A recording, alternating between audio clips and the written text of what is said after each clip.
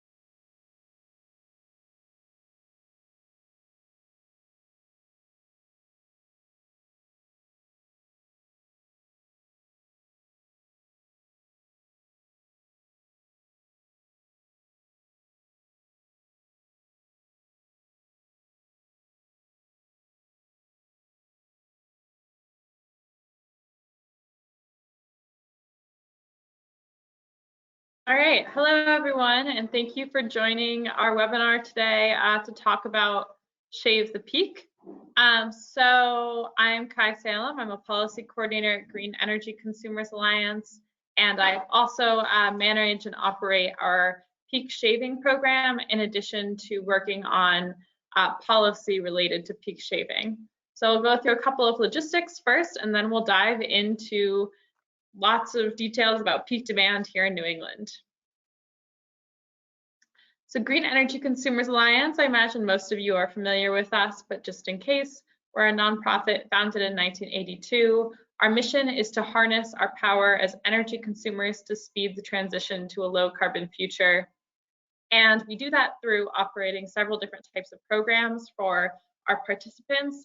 We can help you get green power in your home, help you drive an electric vehicle through discounts and education, or as we'll be talking about today, we also have a program to help reduce your impact on the grid by shaving the peak. We also have a very robust policy advocacy program where we help do all of this on kind of a bigger level by advocating for policy that is leading us towards that low carbon future. Like in Rhode Island, we're working on 100% clean energy by 2030. And Massachusetts, we're working on the implementation of the most recent climate bill, just to name a few of the many different policies we work on. We are also deeply engaged on the regulatory side, and today we'll talk about a few ways in which Green Energy Consumers is working to green the grid through regulation. So, Shave the Peak is all about greening the grid. Start off with, I'm going to talk about a few introductory facts about our electric grid. Also, actually, before I jump in, I should mention if you have any questions, we'll make sure to do time for question and answers at the end. So feel free to type them into either the chat or the questions bar, and I will get to those at the end. If you have any problems with the webinar throughout, you can email hello@greenenergyconsumers.org, and hopefully someone will get back to you and help you get back onto the webinar. So back to the presentation. So Shave the Peak is all about ways that we can make our electric grid greener. So what is our electric grid?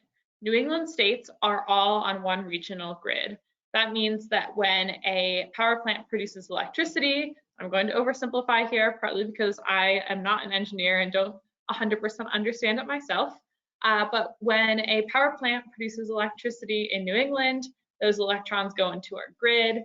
The electrons can feed customers all throughout New England, and we're one regional load balancing entity. Supply must always equal demand or get pretty close in order for the grid to work.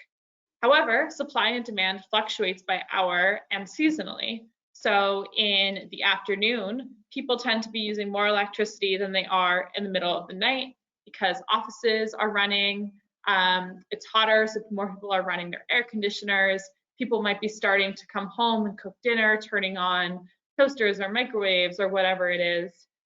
And so that is why it's actually kind of amazing that this all works at all, because for every minute of the day, there has to be an entity, in our case, ISO New England, the regional grid operator, that is overseeing this delicate balance and making sure that for every time that supply goes up, or that demand goes up from customers drawing on the electric grid, supply is also going up, and that they send signals to power plants to increase the amount of electricity that they're putting onto the grid.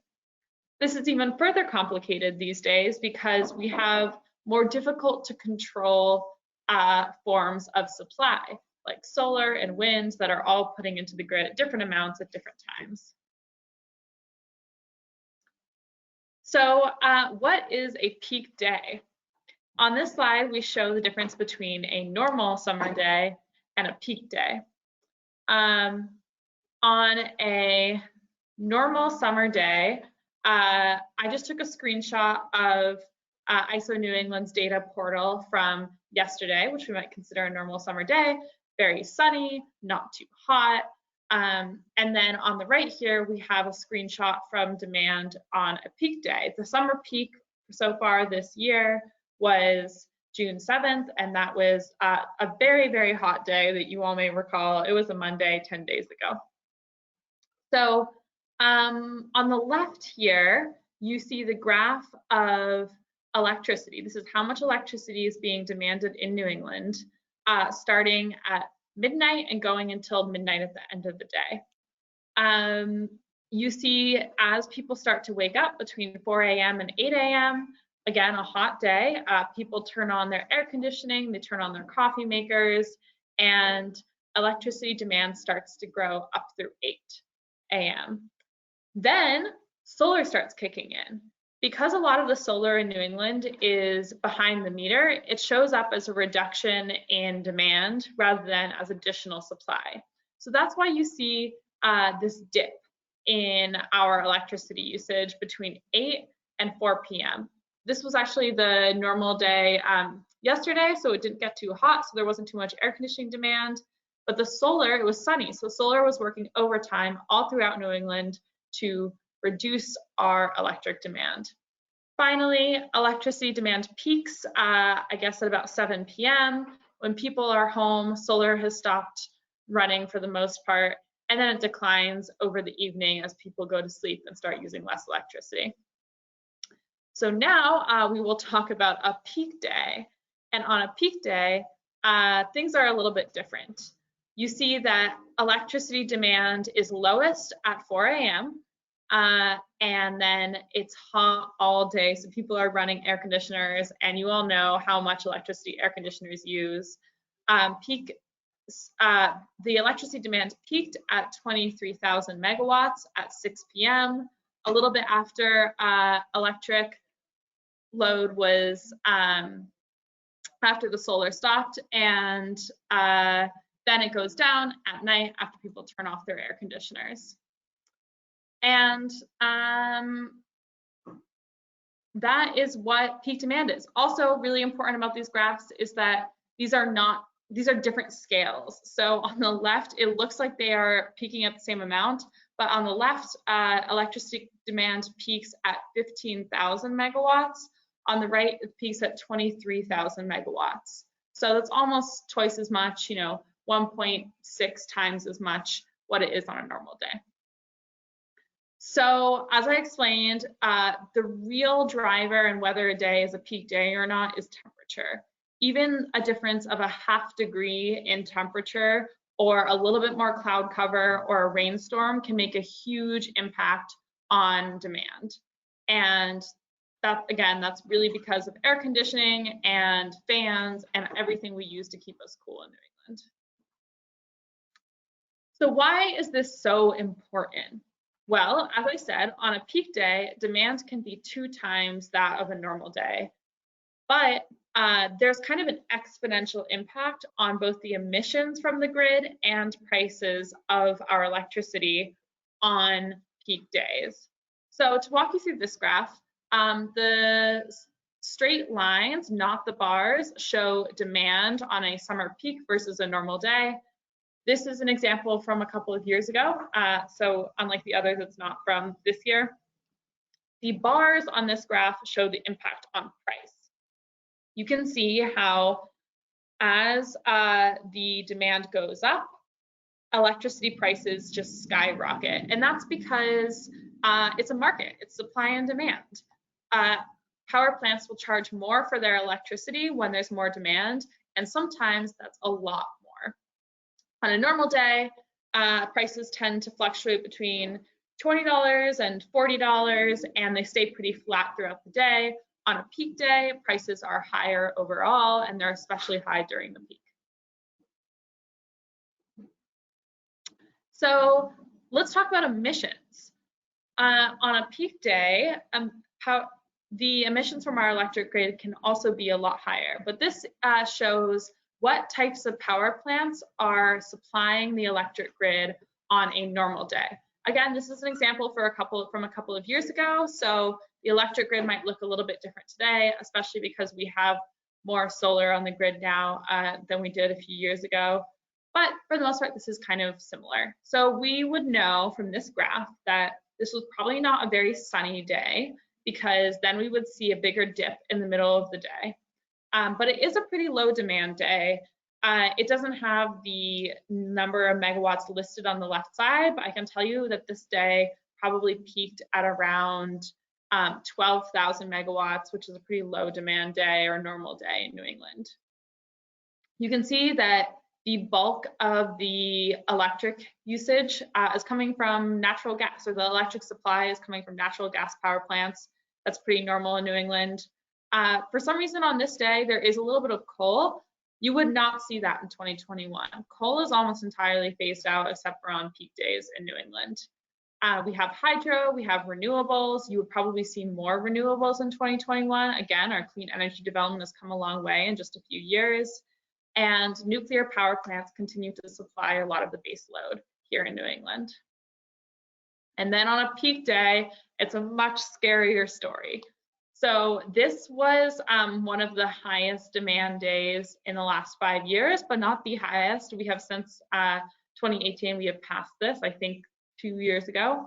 And to meet the peak, which happened at 2:33 p.m., we had to turn on oil fossil fuel peaker plants, very dirty peaker plants. These also tend to be the oldest, least efficient, most expensive, and that's why they're only turned on those peak days, just a couple of hours out of the year.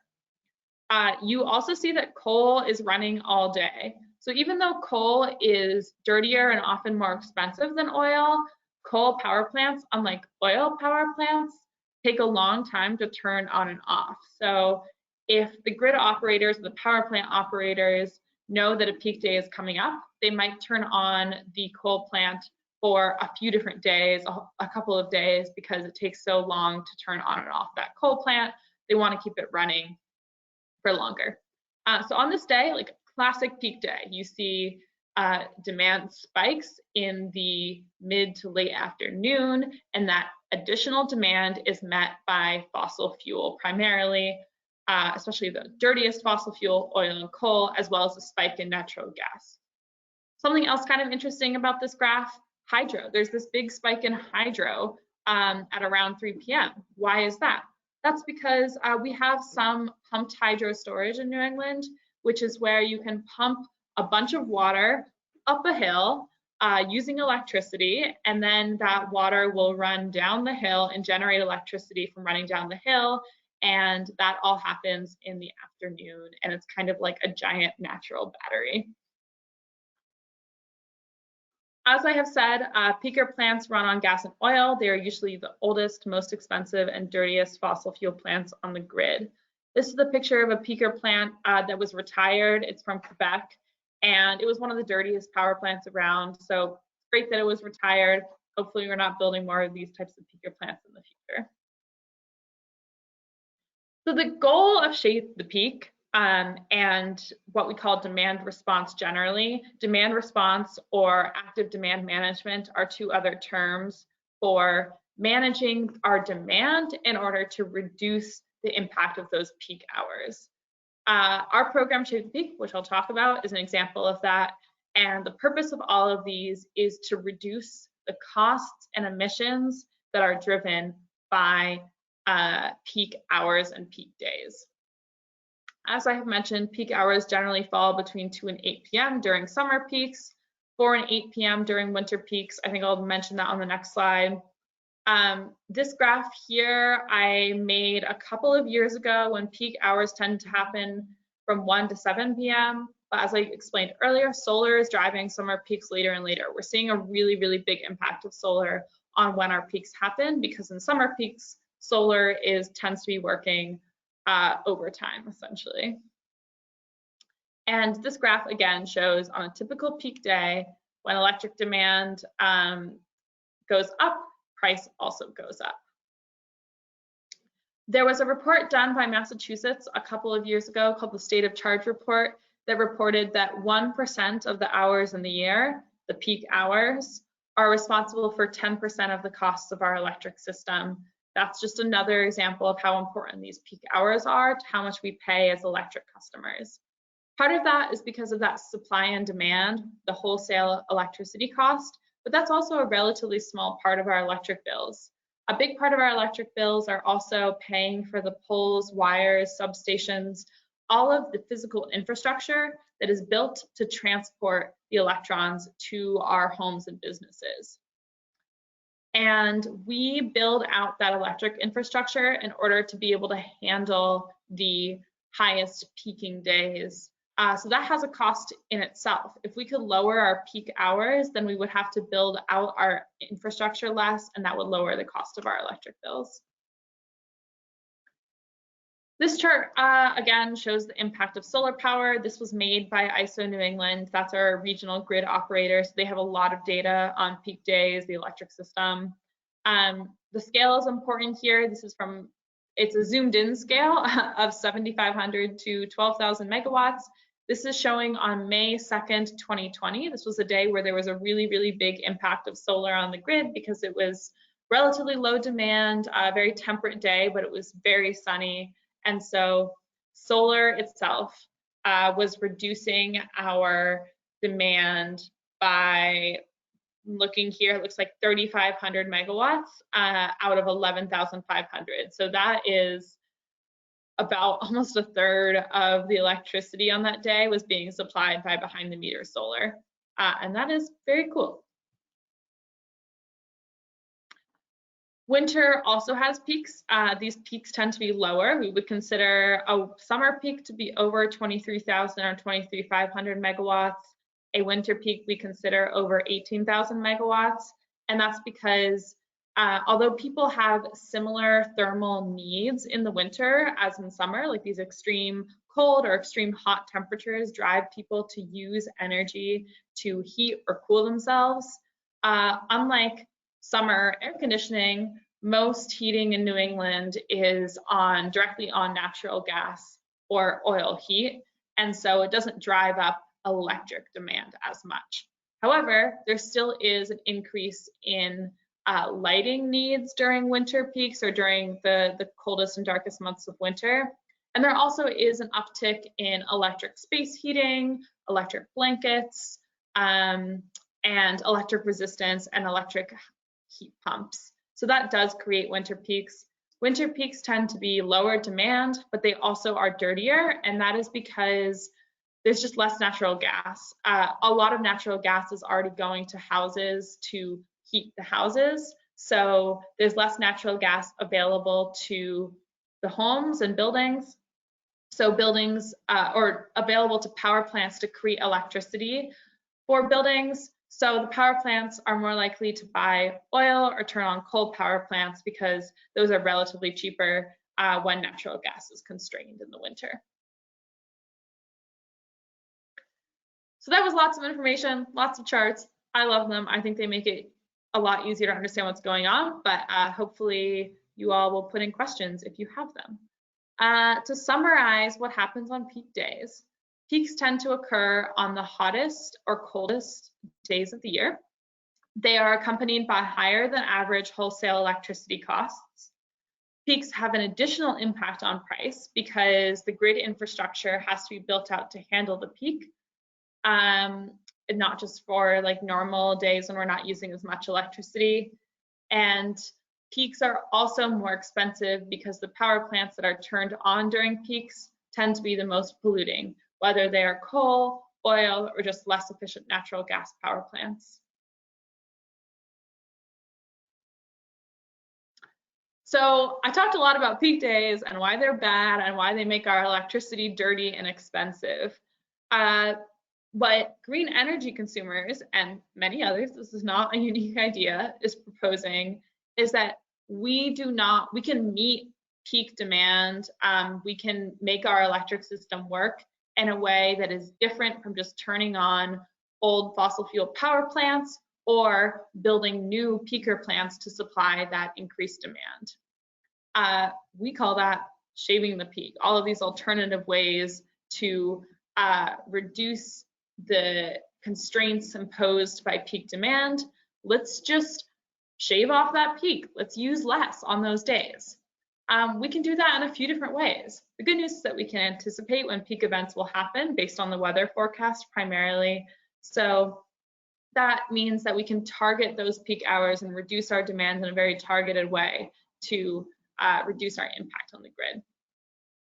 So some of these ways that we can shave the peak include conservation. That would be turning off lights, turning AC, or in the case of the winter, electric heat down or off. We can also invest more in efficiency. Investing in efficient appliances reduces our demand year-round, but also on the peak. More efficient light bulbs will work just as well on the peak as they will not on a peak. We could also do something called load shifting, which means that we are using our electricity in lower demand parts of the day in order to not have to use that electricity during the peak hours. You can make sure you charge electric vehicles overnight. Also, this is just like a general tip. Try to avoid charging your electric vehicle if you have one during the peak hours from 2 to 8 p.m., basically year-round, because electrified transportation we are anticipating will be a big driver of potential peaks as more people get on electrified transportation. You can also pre-cool your home. So if you know that you will want to be keeping your AC turned up high during the peak hours in order to reduce your electricity usage, you can make sure that the AC is running more intensely and cooling your home more before the peak starts, so that that cool air will stay in your home as the peak progresses. You could delay laundry or dishwashing or other appliance uses until after the peak starts. Finally, there are some technology options that we'll go into a little bit later in the presentation that can help you shave the peak as well. There are lots of benefits of peak shaving. There's cost savings from avoiding the new grid infrastructure, cost savings from reducing reliance on expensive fuel, reducing the local pollutants from fossil fuel peaker plants, as well as reducing carbon pollution. We also think there's a lot of value towards educating energy consumers on this. We tend to rely on the utility or the regional grid operators to manage the grid for us, which is great, but I think there's a lot of value in being an educated energy consumer and knowing that when you use electricity matters. We run a program to make this easier for you. It's called Fittingly Shave the Peak, and the model of the program is that we send out alerts on and before peak days, reminding you that a peak day is coming up, specifying the window in which we expect the peak hours to occur, and making suggestions for how you can reduce your electricity use during those days. We offer both text and email alerts. There's a sample text alert on the right on this screen, and anyone in New England can participate. We call the same peaks for everywhere in New England because our forecasts are based on the regional grid operators' forecasts. We also are participating in this program helps us go to regulators and policymakers and say, hey, we have 2,500 people in our program who want to know when they can reduce their electricity because they care about shaving the peak. And that helps enhance our policy work because it proves to the regulator and the policymakers that we can understand what peak demand is, and we're ready for the technology and policy solutions that can make peak shaving the norm throughout our region. So here's a case study that's happening right now of the power that peak shaving can have. Some of you may have heard about the new fossil fuel. It's a natural gas power plant that is proposed for Peabody, Massachusetts by the Massachusetts Municipal Wholesale Electric Company. That is an entity that works with many of the municipal light plants in Massachusetts, and municipal light plants can buy electricity from the power plants proposed by and operated by MWEC, which is the abbreviation. This case study shows that in addition to speeding the retirement of older peaker plants that may not be needed because we are shaving the peak can also help us avoid the construction of new peaker plants. So this plant that has been proposed is a peaker plant. It would only run during about 239 hours per year. So that's obviously about 10 days, which is a very, very small percentage of the time to think about building a new power plant. Like, we're talking about building an entire expensive new fossil fueled power plant when we're trying to be getting off of fossil fuels completely to only serve 10 days a year. And rightly, a lot of people in Massachusetts are saying, no, that's crazy. We don't want new fossil fuel power plants, especially when they're only going to be used for 10 days a year. So there's been really great organizing and opposition to this project, led by, among others, MCAN and a group called Clean Air North Shore, I think. I don't think I have that name right, but hopefully one of you can type something into the chat if you know the name of this organization. And the opposition has really been heard. Although this power plant has been in development for the last couple of years, it has led to a 30-day minimum pause in development to review the project. And there's actually going to be a public forum to hear feedback on this project on June 22nd at 6:30 p.m. It's in person on the North Shore. And hopefully, if you're interested in this project and opposing it, you can attend that forum. And the reason that this is important and relates to peak shaving is as we get better at peak shaving as a region, we are more likely to avoid this plant. MWEC is arguing that they need this plant to fulfill their contractual obligations to make sure that there is enough electric capacity year-round during peak days as well. And yet there are many other ways that we can meet the peak. We can build utility-scale batteries, which can fill up during less demand-intensive times of the day and then discharge their electricity during the peak. We can invest more deeply in peak shaving. We can invest more in solar, which supplies electricity during peaks. We just shouldn't be putting our money into fossil fueled peaker plants at this stage, especially not new ones. Another case study is ConnectedSolutions. This isn't so much a case study as an opportunity to, as a customer, do an even better job peak shaving. This is where you can enroll a battery or a smart thermostat if you have one. If you have a large home battery, that might be the type of battery that you have paired with solar. You can enroll those in programs run either by MassSave in Massachusetts or National Grid in Rhode Island.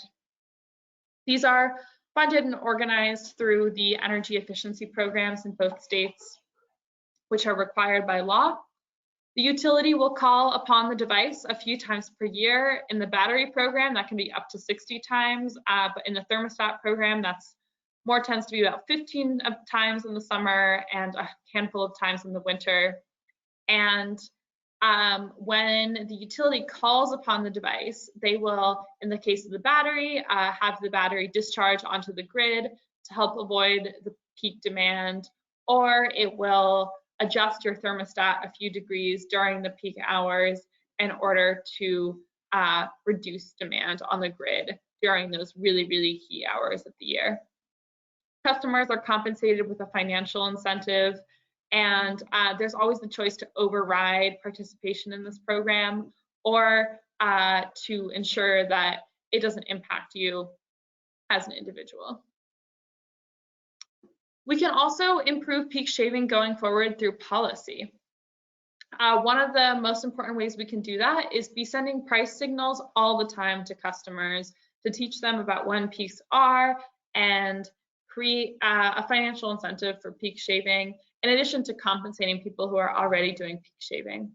One of the best ways to do that is time varying rates. That would be a rate structure where instead of what we have now, where electricity costs to the customer the same no matter when we're using it, that rate structure doesn't make a lot of sense, because although electricity costs the same to us, whether we use it during the peakiest hour of the year or at 4 a.m. on a spring day, it doesn't cost the same to at the wholesale level or at the grid infrastructure level, and so it raises the prices year round.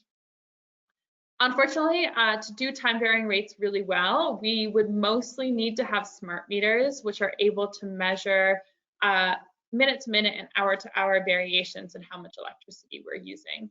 We don't have smart meters in New England for the most part. However, that may be changing, and I'll talk about that in a couple of slides. We also need more incentives for peak shaving technology. EV chargers, batteries, and smart thermostats can all help consumers shave the peak. They can help you time your electricity usage. You can set a timer to use electricity by charging your EV or charging your battery, or setting your thermostat temperature differently based on when the peak is. And the efficiency programs can help incentivize those technologies to make them the obvious choice for consumers. We could also support behind the meter battery storage. This is something that Massachusetts is way ahead of Rhode Island on. Massachusetts is really doing a good job pushing battery storage paired with solar through the SMART program. And in Rhode Island, there's still a lot of hurdles for interconnecting batteries to the grid. So we hope to see some of those hurdles go away. In Rhode Island, we are thinking about peak shaving and enhancing peak shaving in a couple of different ways, but two to mention. First, every year, Rhode Island engages in the annual energy efficiency planning process.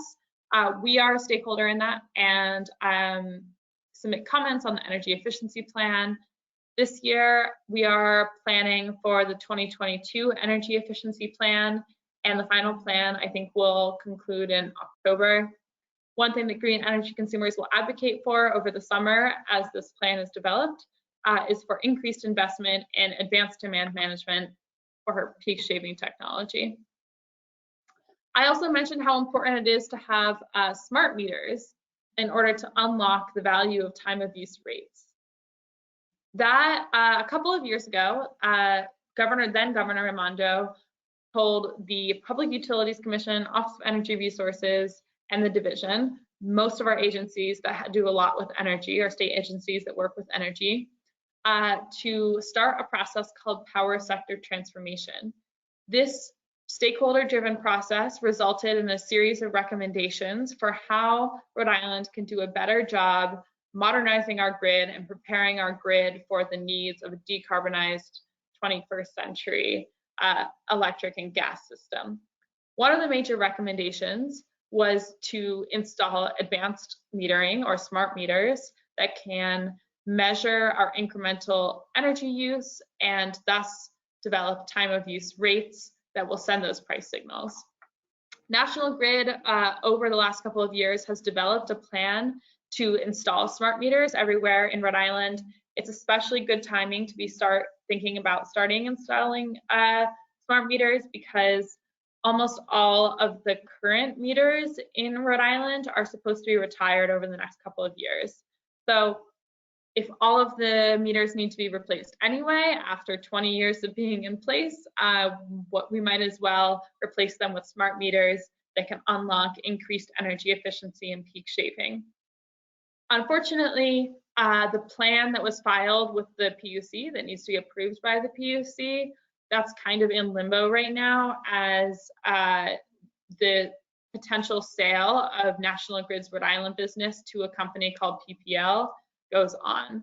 So over the next couple of months, all eyes are going to be on a proceeding at the Division of Public Utilities, where PPL petitions the state government here in Rhode Island to approve the sale of National Grid's Rhode Island business to PPL. In order for that sale to be approved, they have to demonstrate that the sale is in the public interest of Rhode Islanders. We at Green Energy Consumers believe that one of the ways that this sale could be in the public interest of Rhode Islanders is if PPL commits to ensuring that smart meters are installed and that we move ahead with grid modernization. We just don't want to see all of the work that's been put into getting smart meters in Rhode Island just kind of tossed to the side over the course of this sale. So we'll be intervening in that sale, and we'll be putting updates on our blog, I am sure, about what's going on in that proceeding. In Massachusetts, similar things going on. They have an energy efficiency plan being drafted right now. That plan is for 2022 through 2024. So we have an opportunity right now in Massachusetts that really only comes around once every 3 years to determine the next several years of energy efficiency investments. Comments on this plan, or the first draft of the plan, are due July 7th. The first draft of this plan that the program administrators or the utility companies put together had a lot less peak shaving investment than was identified as potential peak shaving investment. So that is one of the things that Green Energy Consumers is going to be commenting on. I do think they do a good job including battery storage and smart thermostats in their active demand management program, but they should be doing more because peak shaving is important. Massachusetts also, for the most part, does not have smart meters, and we need to have smart meters in order to unlock the best of peak shaving through time of use rates. This has been on hold in Massachusetts for a long time. The utilities proposed investing in smart meters several years ago, but the DPU, their Public Utilities Commission in Massachusetts, said, no, we don't think it's the right time. We don't think it's worth the money at this stage. However, just a couple of weeks ago, they released an order that said that upon review, they think that the best way to manage electric demand going forward would be to have smart meters. And so they have called upon the utilities to propose plans to deploy smart meters for almost all of the customers in Rhode Island, and those plans are due in July. So lots happening with regards to new peak shaving policy, new peak shaving technology, and we're excited to see where all of that goes and also advocate for making sure that we have the best of the best for peak shaving in Rhode Island and Massachusetts. How can you help advance peak shaving in Massachusetts and Rhode Island? First, we hope that you sign up for our Shave the Peak program if you're not signed up already. This will just get you in tune with when peak days are and what you can be doing on a personal level now to reduce your impact on the grid. We invite you to share that with friends and family. And even if they don't want to sign up for alerts on a peak day, it doesn't hurt to say, hey, it's a peak day. Why don't you try waiting to do that load of laundry until later in the day?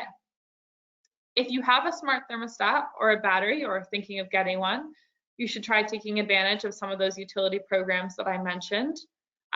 Again, you can also use those financial incentives. So you can get $25 right off the bat by signing up for the smart thermostat one. And the incentives are much greater for the battery program depending on the size of your battery. You can also help us advocate for more demand response and battery storage opportunities in Massachusetts and Rhode Island, as well as the smart meter dockets. We're going to be posting updates on our blog about key places to intervene in the energy efficiency docket, smart meter dockets, or the sale of National Grid's Rhode Island business to PPL. Finally, I didn't list this one here, but if you are able and interested in attending that June 22nd, 6:30 p.m. hearing on the Peabody peaker plant, that's a great way to take action on avoiding new fossil fuel peaker plants in a local area. So for more questions after this is done, I'll have time for question and answers now, but here are some ways that you can learn more and support our work on our blog, on our website, and at greenenergyconsumers.org/donate. For now, we will have 15 to 20 minutes for Q&A, so please send any questions you may have, and I see there are already a few. So I will open up the question and answer panel and go through, but this is a great time to put any questions you have in the chat or the Q&A bar. All right, number one, how will the proposed Peabody peaker plant affect the energy demands and costs in Essex County? So, good question. So I would say that the proposed Peabody peaker plant will not affect the energy demand in Essex County. Really, it is there to meet demand, not create demand.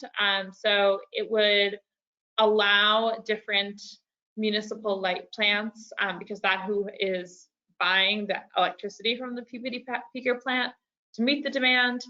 As for costs, it really depends on where you're getting your electricity in Essex County. The Peabody peaker plant has the potential to either raise or lower electric costs for people who are getting electricity from some of the municipal light plants who are entering the contract with that Peabody peaker plant. If the Peabody peaker plant is not needed, which a lot of folks are arguing that we don't need to build that Peabody peaker plant, it will increase the electric costs for those who are involved in those municipal light plants compared to if it wasn't built at all, because, you know, building unnecessary infrastructure is always going to be more expensive than just not building it. If the Peabody peaker plant's electricity really is needed, which it seems like it isn't, then it would reduce the costs or at least make electricity more reliable, but that seems unlikely. And I think something to note here, because the question asked specifically about Essex County, is that this isn't necessarily regional. The municipal light plants that have entered into a contract with the Peabody peaker plant are all throughout Massachusetts and not just in Essex County. So it depends where you live and where you get your electricity. All right, second question, where do I find details about the meeting on the Peabody peaker plant? That is available online. I think if you search June 2nd, Peabody peaker plant forum, it will come up, but we can also make sure that that's included in a follow-up email for anyone who's interested.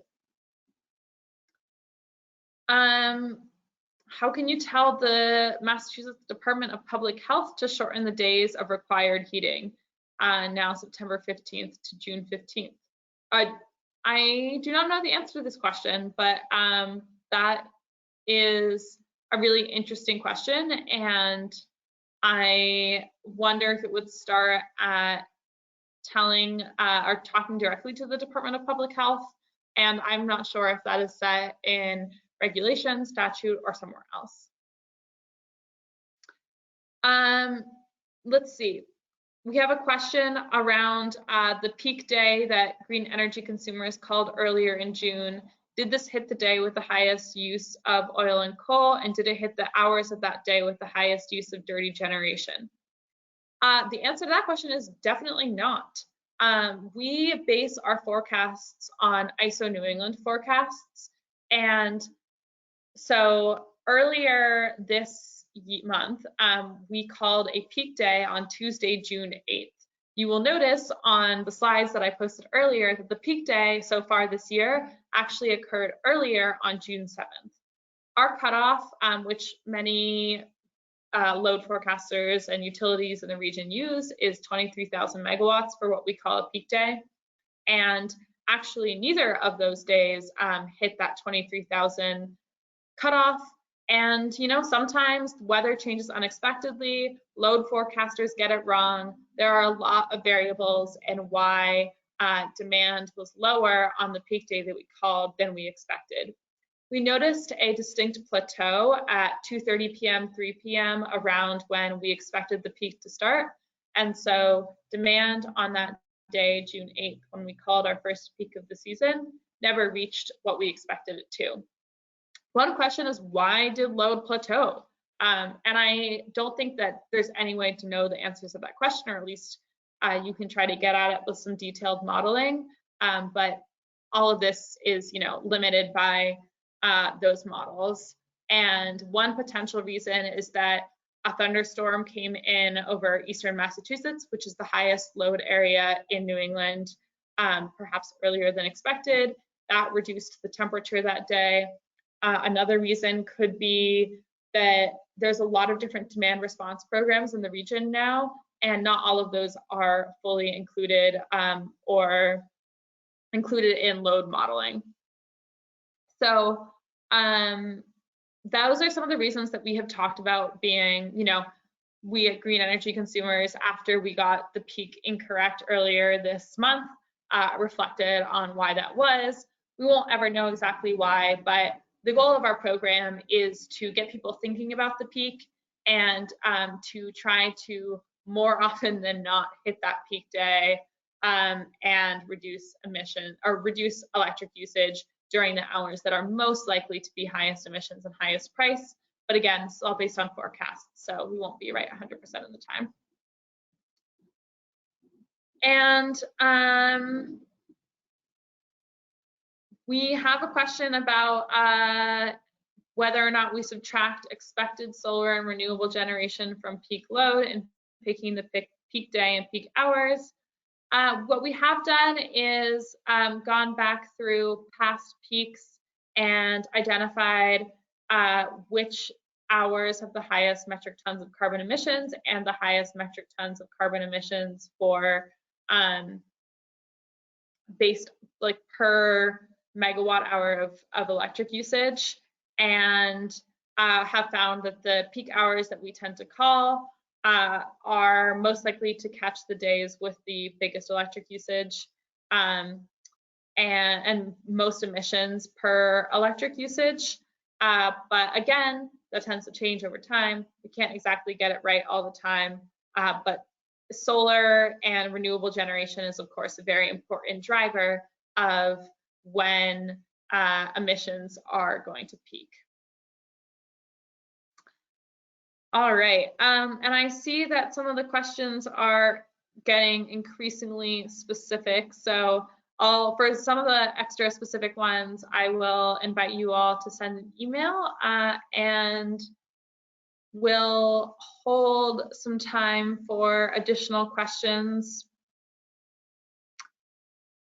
All right, we have a question about why not ask people to always reduce energy usage during the afternoon, since it is hard to predict peak days. Great question. So I realize I did just talk about how hard it is to predict peak days. And I will amend that statement to say that it's really hard to pick peak days perfectly. We can't say on any given day, tomorrow will definitely be the highest peak of the summer. It will definitely have this much oil usage, this much electricity. It will definitely cost this much, because there are so many variables and it's extremely weather dependent, which is of course very, very hard to predict, even for the best meteorologists.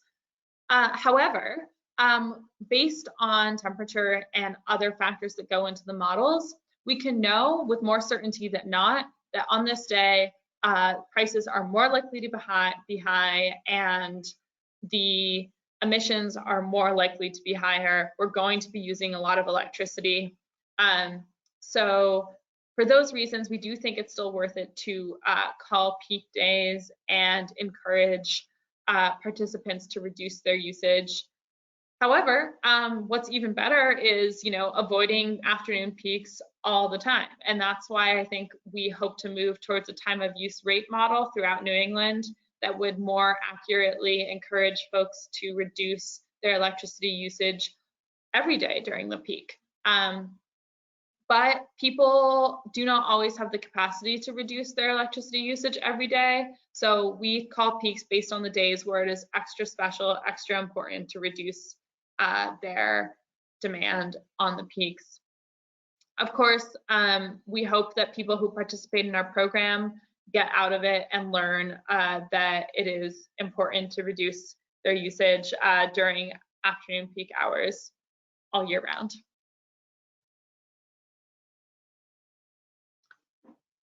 Wonderful. Well, thank you all so much for attending. I will leave a couple more minutes for questions and stay on for a few more minutes, but I think we've answered most of them so far. So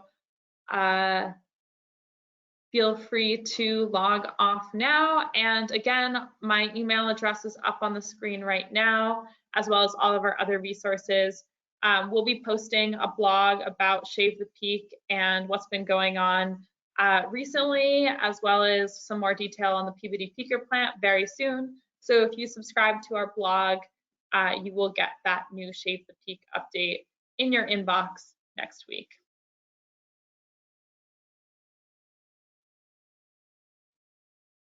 And with that, I will close the webinar. Thank you all so much for attending.